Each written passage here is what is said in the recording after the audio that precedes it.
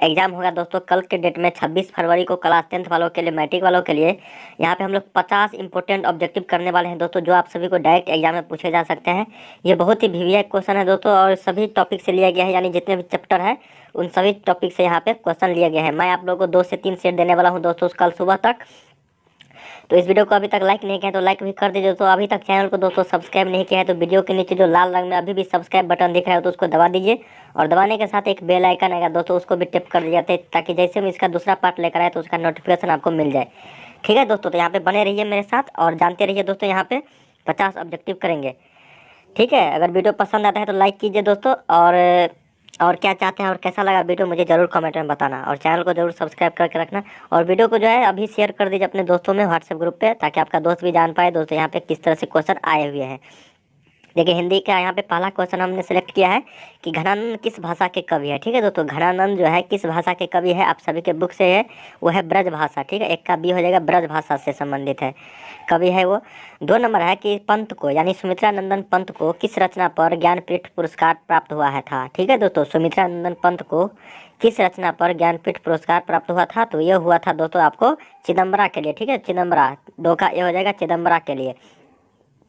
3 number है कि देखिए दोस्तों 3 नंबर है कि भारत माता शीर्षक, जो आप सभी के बुक में चैप्टर है भारत माता शीर्षक के प्रगीत पंत के किस काव्य संकलन से लिया गया है, यानी किस चैप्टर से मतलब उसको लिया गया है दोस्तों, किस काव्य संकलन से। तो ये लिया गया है आपको ग्राम्य। ठीक है दोस्तों, ग्राम्य से, क्योंकि भारत माता में वो बताता है, उस ग्राम्य काव्य संकलन से जो लिया गया है। तो 3 का यहाँ पे बी हो जाएगा, 3 का बी।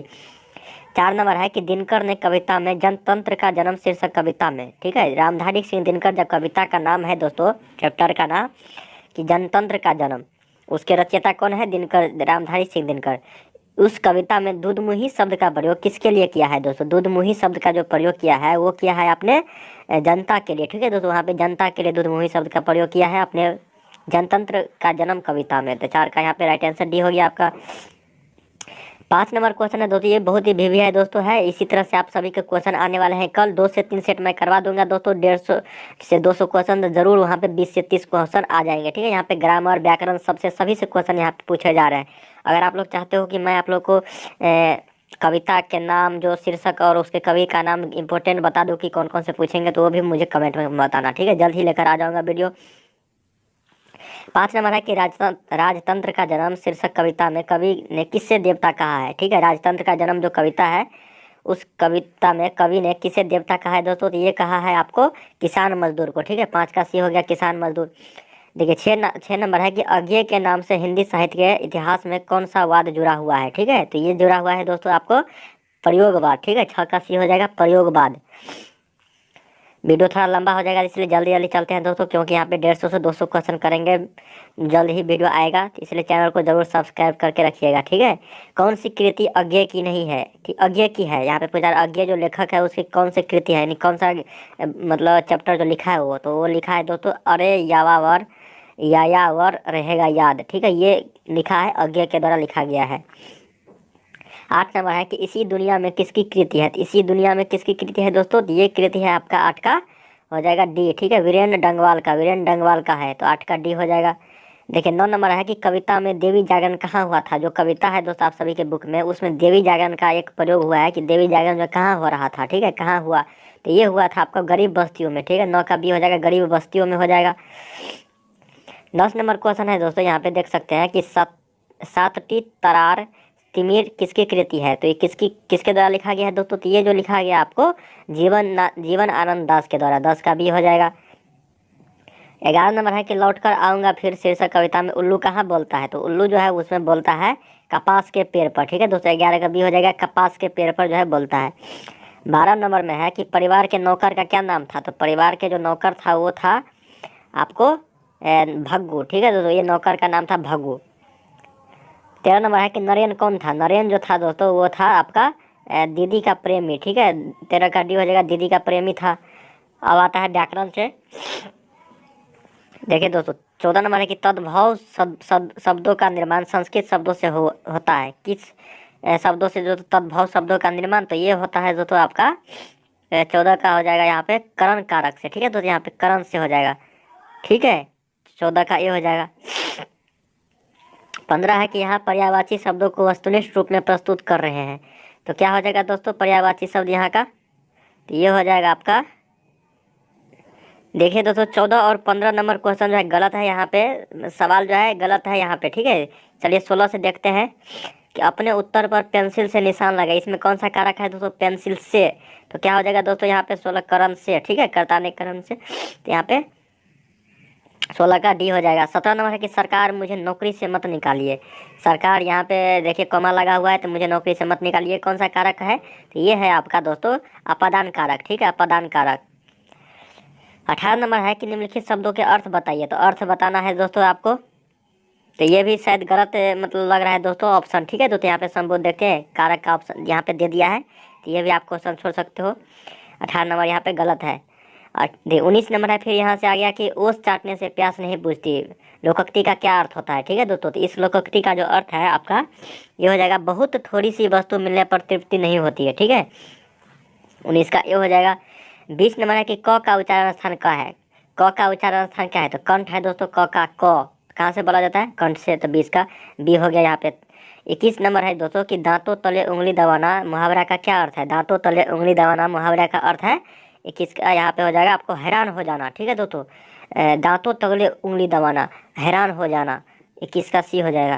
देखिए 22 नंबर है कि दिए गए शब्दों के लिए एक शब्द होगा जिससे बच्चे के माता पिता मर गए हो, तो क्या बोलते हैं दोस्तों, जिसके माता पिता जो है डेथ कर जाते हैं तो उससे बोलते हैं अनाथ, ठीक है। 22 का ये हो जाएगा।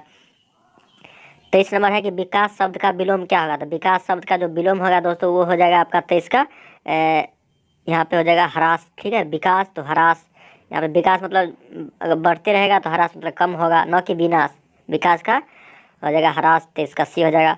24 नंबर है दोस्तों कि दशानन कौन सा समास है, दशानन में जो है आपको, दशानन में देखिए बहुत सारे यहाँ पे गलती मार देते हैं, ठीक है। तो दशानन किसको बोलता था, रावण को दोस्तों, ठीक है, रावण को। तो यहाँ पे हो जाएगा बहुब्रीहि समास, 24 का हो जाएगा राइट आंसर सी आपका, न कि द्विगु समास मार देना। 25 है कि कमल नयन कौन सा समास है, तो कमल नयन में जो समास है दोस्तों 25 का आपको कर्मधारय समास हो जाएगा कमल नयन में, ठीक है। फिर 26 है कि गिरधर लाल कौन था, गिरधर लाल जो है वो था आपका मदन का पिता का नाम था, ठीक है, ये भी क्वेश्चन पूछा जाता है। देखिए फिर 27 है कि खोखा का क्या नाम है, तो खोखा का नाम जो था दोस्तों वो था आपका कासू, ठीक है, यहाँ पे कासू हो जाएगा 27 का सी। 28 है कि वारेन हेस्टिंग्स था, कहाँ के गवर्नर जनरल था, वो भारत का था, तो यहाँ पे 28 का ये हो जाएगा, भारत का वो गवर्नर जनरल था वारेन हेस्टिंग्स। 29 है कि दारिस क्या है, दारिस जो है दोस्तों आपका ये था सोने का प्राचीन कालीन सिक्का, ठीक है, दारिस उसी का नाम दिया गया था, सोने का प्राचीन कालीन सिक्का का नाम दारिस। 29 का भी। 30 नंबर जो है दोस्तों आपको नाखून क्यों बढ़ते हैं, इसके लेखक का नाम पूछा जा रहा है, तो ये है दोस्तों आचार्य हजारी प्रसाद द्विवेदी जी, तो यहाँ पे 30 का डी हो जाएगा। 31 है कि आचार्य हजारी प्रसाद द्विवेदी ने साहित्य की किस विद्या में पूछा जा रहा है दोस्तों, किस विद्या में लेखन नहीं किया है, तो वो किया है दोस्तों आपको 31 का यहाँ पे कहानी, ठीक है दोस्तों, कहानी जो है वो नहीं लिखे हैं।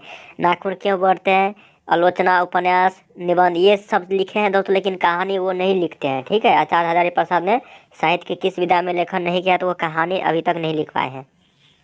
निबंध लिखे हैं, आलोचना लिखा है, उपन्यास बहुत सारे लिखे हैं, लेकिन कहानी के रूप में नहीं लिखा है उसको। देखिए 32 है कि नागरी लिपि शीर्षक निबंध के निबंधकार है, तो नागरी लिपि शीर्षक के मतलब कौन है कवि का नाम, तो ये है दोस्तों 32 का आपका ए हो जाएगा गुणाकार मूल्य, ठीक है दोस्तों 32 का ए। देखिए नेक्स्ट क्वेश्चन है 33 नंबर की नागरी लिपि जो है शीर्षक पाठ किस पुस्तक से लिया गया है, तो ये लिया गया है दोस्तों आपका 33 का भारतीय लिपियों की कहानी से, ठीक है, 33 का बी हो जाएगा। फिर 34 है कि उत्तर भारत की विशेष स्थापत्य शैली को क्या कहते हैं, तो ये कहते हैं दोस्तों आपका ये नागर शैली कहते हैं, ठीक है, नागर शैली, यहाँ पे 34 का डी हो जाएगा। 35 है कि बहादुर शीर्षक कहानी के कहानीकार है, कौन सा कहानीकार था उसका नाम, तो ये हो जाएगा 35 का आपको अमरकांत, ठीक है, अमरकांत है उसके लेखक बहादुर शीर्षक के। फिर 36 आ जाता है कि परंपरा का मूल्यांकन किसकी पुस्तक है, तो ये है दोस्तों परंपरा का मूल्यांकन जो पुस्तक है वो है आपका राम विलास शर्मा का, ठीक है, 36 का ये।